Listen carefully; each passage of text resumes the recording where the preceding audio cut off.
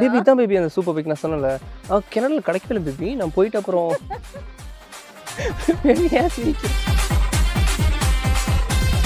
baby this is my costly bike அங்கிருந்து ஜெட்ல ஆமா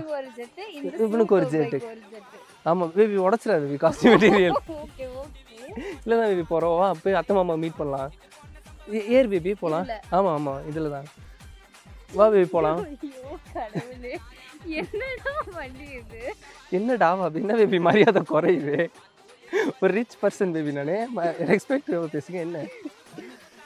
போமா அத்தை மாமா பாட்டு வந்துடுவோமா இதுதான் பேபி ஸ்பீடாக போகணும்